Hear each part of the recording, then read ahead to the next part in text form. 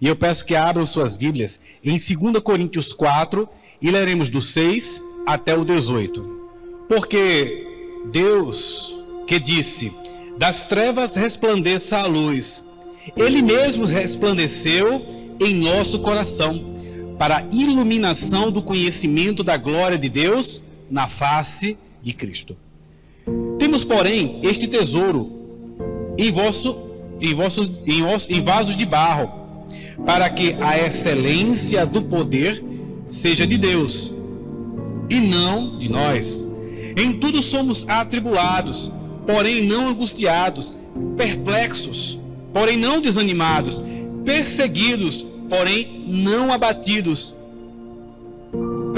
porém não desamparados, abatidos, porém não destruídos, levando sempre no corpo o morrer de Jesus, para que também a sua vida se manifeste em nosso corpo.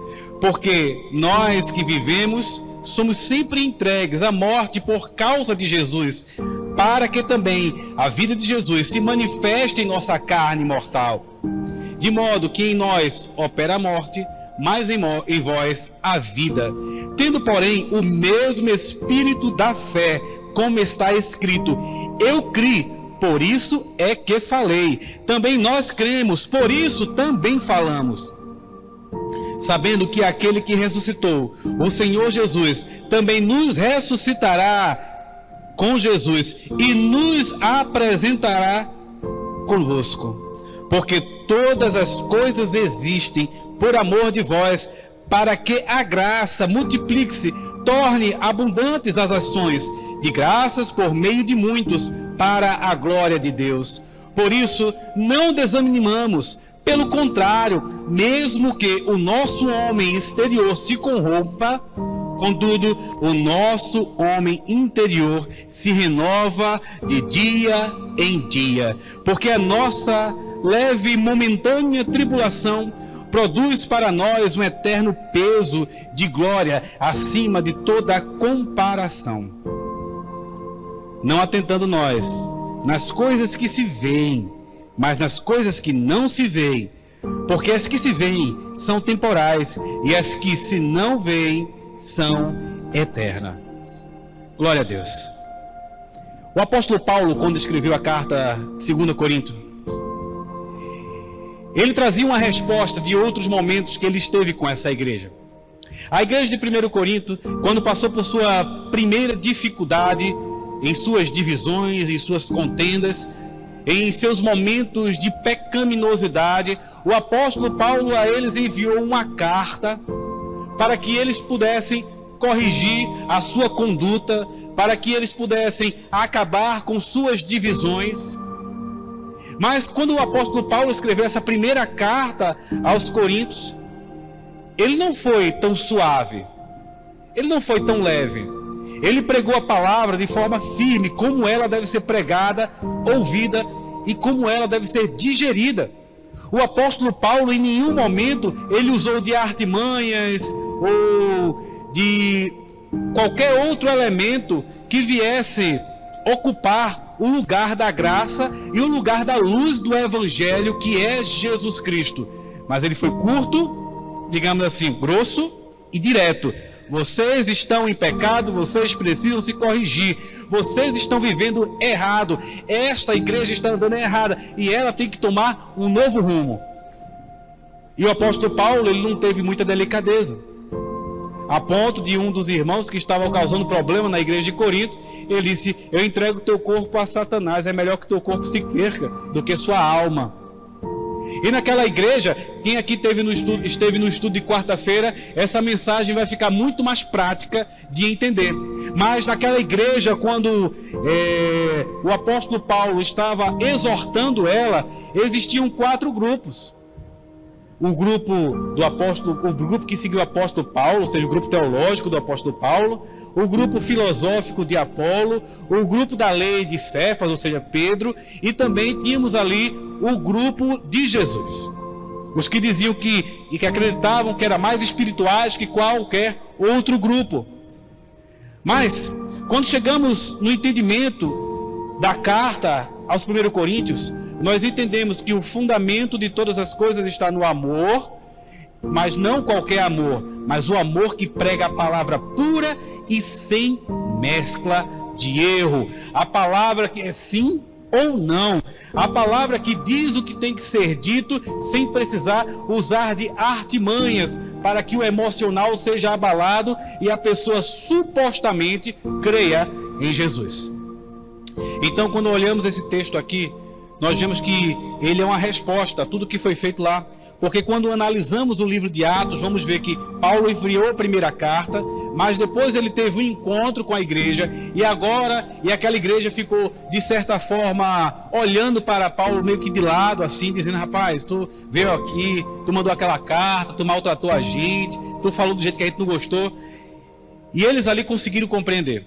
E Paulo agora envia a segunda carta a Corinto, como uma carta de amor, como uma carta de consolo àquela igreja, para afirmar para eles o seguinte: de tudo que nós passamos, de tudo que vocês fizeram comigo, de tudo o que aconteceu, o meu consolo é saber que tudo o que eu fiz com vocês e por vocês foi por amor a Cristo, sem colocar nenhuma mescla de erro no Evangelho, para que vocês pudessem ser libertos e salvos e transformados pelo poder da palavra.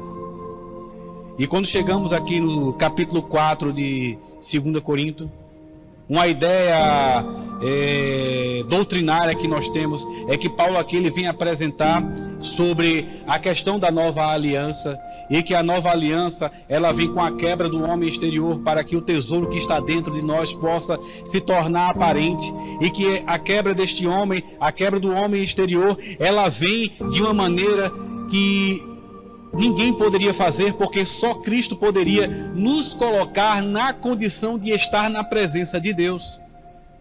Ei, se você está aqui, se você nos acompanha online, se você está na presença do Senhor, se você está compreendendo esta palavra, não é porque você quer, mas é porque o Espírito Santo tocou no teu coração. Se você glorifica a Deus essa noite, é porque o Espírito Santo, o sangue da nova aliança, deixou entre nós o Espírito Santo que nos constrange a estar na presença de Deus, a buscar mais dele. Porque a natureza da humanidade, ela é voltada para o pecado. E nós, geralmente, quando estamos num posto muito bom, quando está tudo muito bom na nossa vida, quando está tudo muito maravilhoso, por vezes esquecemos do Evangelho, esquecemos da palavra. E Paulo ele vem trazer que é no momento que nós nos colocamos como algo sem valor, como vasos de barro, como alguém que precisa mortificar a carne, como alguém que precisa descer e diminuir. É nesse momento que o Evangelho, a luz do Evangelho, que Cristo brilha em nós e produz poder para a salvação. A ideia central desse texto é que é no meio da dificuldade que Cristo manifesta o seu verdadeiro poder. E no meio dessa dificuldade é que as pessoas conseguem compreender que tudo que está sendo feito, toda a bênção que está chegando sobre nossa vida e tudo que está acontecendo em nós, não vem por nossa pouca capacidade, mas vem pela capacidade ilimitada de Deus de transformar e nos fazer novos mais uma vez. Então essa é a ideia que nós temos do texto.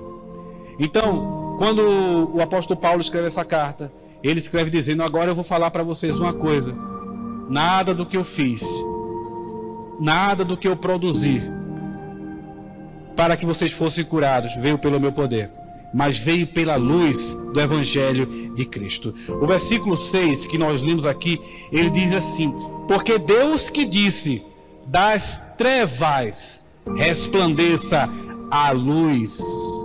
Se nós formos em Efésios capítulo 2, ele vai dizer que Deus, ele nos chamou, estando nós mortos em nossos delitos e pecados. A única voz que a morte escuta é a voz de Deus. Então, quando nós não temos Jesus no nosso coração, nós vivemos nas trevas. Mas Deus disse: das trevas resplandeça a luz. E aí o versículo 6 continua: e Ele mesmo resplandeceu em nosso coração. E a iluminação e o conhecimento da glória de Deus veio em nós. E agora nós podemos compreender as dificuldades e as coisas que nós passamos nesse mundo são temporais, são passageiras. E que elas em nós produzem a glória de Deus. E se nós somos produto derivado do Senhor, ou seja, o pó da terra, o sopro do Espírito, alma vivente, nós viemos de Deus, então nós temos que declarar ao nosso Deus o nosso louvor, nós temos que glorificar ao nosso Deus, exaltar ao nosso Deus. Se você não vive para a glória de Deus, olha o que eu vou dizer aqui: se você não vive para a glória de Deus, a tua vida é perturbada. Não faz sentido. Você acorda e diz bem assim: mais um dia que eu tenho que trabalhar. Mas para que trabalhar? Eu vou morrer um dia. Não, mais um dia que eu tenho. Ah, meu Deus, mais uma doença, mais uma tribulação, mais uma dificuldade. Para que isso se eu vou morrer um dia? Mas quando você observa que você enfrenta as dificuldades do mundo e todas as coisas que esse mundo impõe contra você, mas você entende que mesmo enfrentando tudo isso, a glória de Deus se manifestou em sua vida e que a esperança dele está no seu coração, e essa esperança não se acaba, e essa esperança não morre. Você acorda mesmo no meio da tribulação e diz: glória ao meu Deus, porque ele vive em mim. Então o Evangelho, a luz do Evangelho, ela produz salvação, ela produz transformação, ela dá sentido à vida do ser humano, mesmo em meio à tribulação. E aí, meus irmãos, é uma grande questão. Para a luz brilhar, para que nós sejamos candeia, para que nós sejamos luz que ilumina, para que nós sejamos sal da terra, é necessário que o nosso eu seja quebrado e nós sejamos diminuídos, para que a glória do Senhor seja vista. Só que o texto vem dizer aqui que essa luz que brilha, a glória de Deus, a luz do Evangelho, ela brilha dentro de um vaso de barro. E o que é esse vaso de barro? É a nossa carne mortal, é o nosso ser natural. Esse vaso de barro, nós compreendemos que nós somos ele quando entendemos que existe algo muito maior que nós. Quando compreendemos que a glória do Senhor, ela tem que brilhar e nós temos que diminuir. Naquele tempo, as pessoas não tinham bancos. Elas não tinham cofres, como um cofre misterioso que eu estou aí arrumando os irmãos para abrir e descobrir o que tem dentro. Não. Naquele tempo não tinha isso. Naquele tempo não tinha uma sala fechada com câmera, com alarme e com cerca elétrica ao redor, não tinha isso. Então o que é que o povo fazia? Ia no oleiro, comprava um vaso de barro que poderia ser feito para uma lamparina, para guardar alguma coisa, um vaso sem valor, sem cor, uma cerâmica. Pegavam o ouro que tinha, a prata que tinha, o tesouro que tinha, colocava dentro dele e escondia. E ninguém podia ver. E ninguém sabia que algo de tamanho valor tinha dentro daquele vaso de barro. Tinha ali dentro. Então, para que esse vaso ele possa expressar a glória de Deus, é necessário que ele seja quebrado, ou então aberto, ou seja retirado tudo de dentro dele. Porque ele não tem valor. Mas o que tem dentro dele, que é a luz do Evangelho, que é Jesus Cristo em nossas vidas, este tem valor. Então, em primeiro lugar, o Evangelho ele é concedido pela misericórdia e não pelo mérito humano. Então, quando nós compreendemos que nós temos que ser diminuídos, aí vem a compreensão que você não carrega a preciosa semente por mérito seu, mas você carrega a preciosa semente pela misericórdia do Senhor. Em segundo lugar, temos que entender que, sendo nós sem valor, esse vaso de barro, nós enfrentamos os sofrimentos da vida e de cabeça erguida, sabendo que mesmo que não haja um amanhã positivo aqui neste mundo, esse sofrimento ele é passageiro, porque nós temos Cristo em nossa vida. Então, meus irmãos, é quando nós vamos ver que é necessário para carregar esse evangelho, essa luz, é necessário que sejamos quebrados para que possamos nascer de novo. É necessário que reconheçamos Cristo como nosso único e suficiente Salvador para que venhamos a nascer de novo.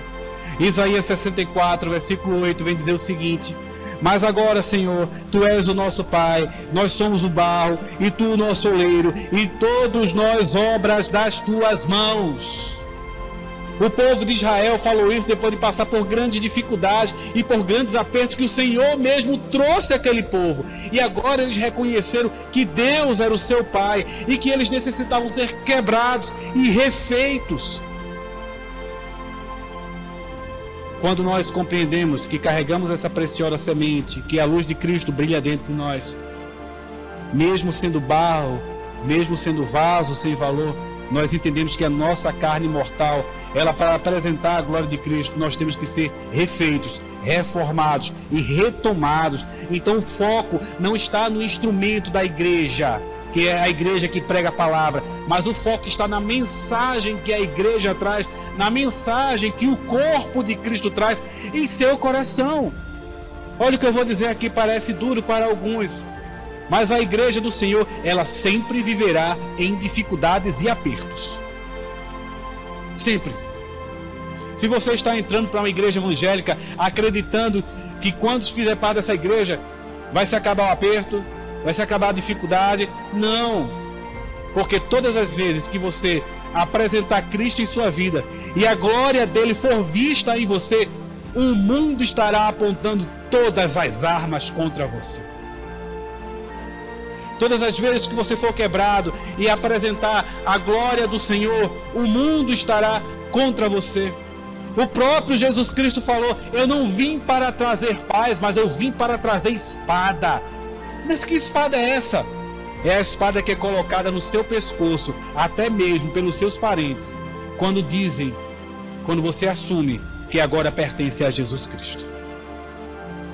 E essa tribulação, e essa dificuldade que é apresentada na sua vida, e esses momentos de tribulações que a igreja do Senhor passa, e os momentos de tribulações que a igreja batista da Orla já passou, que ela vai passar, nesses momentos foi apresentada a glória de Deus. Por isso estamos aqui.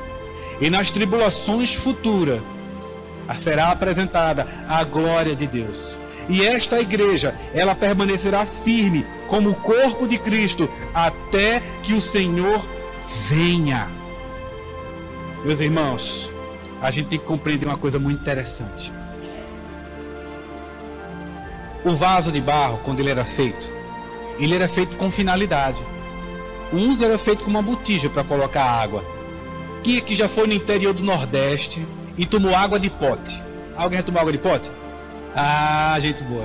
Pois lá na minha terra, no interior lá, tem água de pote. Sabe como é que é? Quando nós estávamos plantando igreja no interior, a gente chegava na casa do irmão lá no sertão, lá no Agreste, né? Tinha vez que eu tinha que levar água dentro do carro porque lá não tinha água. E quando a gente chegava na casa do irmão, tem um pouco d'água? O irmão ia lá com aquele caneco de plástico, de alumínio, colocava assim dentro do pote, aí trazia: toma aqui, pastor, água para o senhor. Então, aquele vaso de barro tinha uma finalidade. Outros vasos de barro tinham outras finalidades, para guardar alguns utensílios, outros para serem feitos de lamparina, colocar dentro o azeite e ali formar algo que iluminasse. Então a alusão que ele traz aqui é esse vaso de barro, que se faz uma lamparina. Ele não tem valor, mas ele faz iluminar no meio das trevas. Então nós temos que entender que nós só temos alguma serventia quando entendemos a finalidade para a qual Deus nos criou. E Deus nos criou para a glória dele, para a exaltação dele, para iluminar o mundo que está em meio às trevas e dizer: mesmo no meio das tribulações, nós continuaremos pregando, porque essa é a nossa razão de viver. No versículo 7, nós temos aqui uma questão paradoxal, um paradoxo que está na mente de Paulo, né? Que ele diz assim: temos, porém, este tesouro de barro, por excelência, que seja de Deus para nós. Agora ele vai do versículo 8 e diz assim: em tudo somos atribulados, porém não angustiados, perplexos, porém não desanimados, perseguidos, porém não desamparados, abatidos, porém não destruídos. Conhece a música? Quem lembra da música vai decorar rapidinho isso aqui, aquela que diz: a perseguição não parou a igreja, né? Então, agora vamos entender um pouco essas afirmações de Paulo. Então, quando chegamos no versículo 8 e 9, diz assim: as declarações paradoxais. Ou seja, a primeira declaração, ela, antes de passar para isso, quase que eu esqueço, mas vamos entender o seguinte: esse paradoxo que é colocado aí, ele faz o seguinte: quando Paulo diz a primeira palavra, ele está relacionando a questão exterior, o vaso de barro.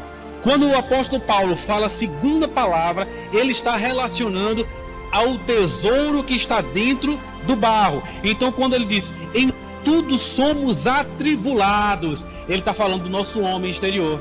Ele está falando do vaso de barro, que ele está atribulado, mas ele não está, porém não angustiado. Quando vamos no grego, esse atribulado significa nós estamos sujeitos à pressão.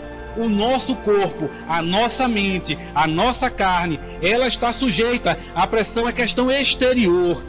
Quando ele vem dizer aqui, mas não estamos angustiados, ele está dizendo o seguinte: que existe uma limitação para essa pressão. E essa limitação para a pressão, quem coloca o limite nela é o próprio Senhor Jesus Cristo, é o tesouro que está dentro de nós. Quando ele diz que perplexos, porém não desanimados, que perplexos quer dizer espantados, ele está dizendo o seguinte: estamos cheios de dúvidas. O homem, a carne, o ser exterior está cheio de dúvidas, porém nós não estamos desesperados, nós não estamos desanimados, porque aquele que nos permite ter dúvidas é aquele que tira as nossas dúvidas e nos faz avançar. E ele continua: perseguidos, porém não desamparados. No grego, esse perseguidos não é uma perseguição que você está na rua, olha para trás e vem alguém seguindo você. Não é essa perseguição. Quando a gente vai no grego, essa perseguição, a palavra, o significado dele é caçados como animais. O inimigo está nos caçando como animais. Mas ele vem e logo diz: não desamparados. E esse desamparados no original quer dizer: nós não estamos abandonados em meio às dificuldades. O caçador pode vir nos caçar, ele pode vir atrás de nós, mas aquele que cuida de nós não nos abandonou, ele não nos deixou sujeitos à morte e a qualquer outra dificuldade. Nós pertencemos a Cristo. E o último ele diz bem assim: abatidos, porém não destruídos. Esse abatidos quer dizer derrubados violentamente, porém nós não estamos destruídos. É como se um míssil tivesse atingido a nós e nós continuamos firmes, porque o Senhor está conosco. Igreja do Senhor, o nosso Deus, o nosso maravilhoso Deus, Ele tem cuidado de mim, tem cuidado de você. Nós só precisamos nos colocar na presença deles como vasos que entendem a função que Ele nos deu, e que mesmo em meio à tribulação Ele não deixará de apresentar o seu poder, Ele não deixará de apresentar o seu amor. O corpo de Cristo não está desamparado, o corpo de Cristo pode estar até em dúvidas, mas o nosso Senhor tira as nossas dúvidas. Nós podemos até estar perplexos, mas o nosso Senhor, Ele tem colocado condição que a pressão não vai nos fazer sucumbir. E tudo isso porque aquele que é o primeiro, aquele que é o Filho de Deus, aquele que enquanto neste mundo era 100% homem e 100% Deus, Ele mostrou que através da tribulação que Ele passou, Cristo, Ele foi caçado como um animal. Ele sofreu pressão que nenhum de nós poderíamos aguentar. Mas ele decidiu ir até o fim, e ele foi morto com morte de cruz, para que hoje pudéssemos celebrar a salvação, para que hoje pudéssemos expressar o seu amor, para que a nossa vida cumprisse a finalidade que ele determinou para nós. Está difícil para você? Está difícil para a igreja do Senhor? Está muito mais difícil para aquele que não entregou sua vida a Jesus. Sabe por quê? Porque aqui os últimos versículos vêm dizer assim, 16: por isso não desanimamos, pelo contrário, mesmo que o nosso homem exterior se corrompa, contudo nosso homem interior se renova dia a dia. A cada momento que o vaso é quebrado, ele é refeito pela mão do oleiro. A cada momento que tentam nos destruir, o oleiro está lá nos reconstruindo. A cada momento que nós estamos recebendo pressão, ele está nos protegendo. Então, dia após dia, o Senhor nos concede a oportunidade de louvar e engrandecer o nome dele, como igreja, como corpo de Cristo. Versículo 17: porque a nossa leve e momentânea tribulação produz para nós eterno peso de glória acima de toda comparação. E agora, aquele que sofreu naufrágios, que foi açoitado, que passou noites em prisões, que foi humilhado, que eu estou falando aqui do apóstolo Paulo, ele chega para nós assim: são leves e momentâneas tribulações. Mas por que são leves e momentâneas tribulações? Sabe por quê? Porque nada se compara ao sofrimento eterno que quem não aceitar Jesus como seu Salvador passará no inferno. Porque essas tribulações da carne, ela tem tempo, ela tem finitude. Mas viver para a glória de Deus, conhecendo a Deus todos os dias, todo momento, né? Porque no céu não haverá dia nem hora. Mas viver para a glória de Deus e a cada instante conhecendo a Ele, está acima de toda e qualquer comparação. Nada se compara à glória que viveremos na eternidade. E concluindo: não atentando nós nas coisas que se veem, mas nas coisas que não se veem. Ou seja, não fique assustado com o que vem na sua frente. Não fique assustado com o que se coloca contra você. Não queira viver do que você pode ver, porque as melhores e as maiores coisas estão acima do que nós podemos ver, estão acima da nossa compreensão. Tem pessoas que dizem bem assim: ah, mas a palavra de Deus é mistério. Mentira, a palavra de Deus não é mistério. O mistério que havia no Antigo Testamento, esse mistério se revelou em Jesus Cristo, e não existe mais mistério. Cristo está revelado, e nós vivemos pela revelação do nosso Deus, que em toda a Escritura revelou o que nós precisávamos saber. Então, o que os nossos olhos não podem ver e o que nós não conhecemos não é mistério, mas é algo que está acima da nossa compreensão, e Cristo e o Deus vivo decidiu não nos revelar nesse momento. Mas o que Ele não nos revelou, ainda assim vem em glória para Ele, porque viveremos toda a eternidade vendo cada vez mais a revelação do Deus que em primeiro lugar nos amou. Então, meus irmãos, haverá um tempo que a roupa bonita, a roupa de marca, não vai ter mais valor. Haverá um tempo que a beleza, o botox que você coloca, não vai ter mais valor. Haverá um tempo que o seu carro de luxo não vai ter mais valor. O que tem valor agora, sempre teve valor e sempre terá valor, é reconhecer Cristo como seu Salvador, andar com Ele a todo instante, glorificar e exaltar o nome dEle a todo instante, porque a carne para nada serve, vai morrer, é falível, mas o Espírito voltará para Deus. Então, em vez de nos apegarmos às coisas deste mundo, por não suportar as tribulações que vêm contra nós, faça o seguinte: apegue-se a Deus no meio da tribulação, e é no meio da tribulação que você vai ver o tamanho e a majestade da glória dele. Amém.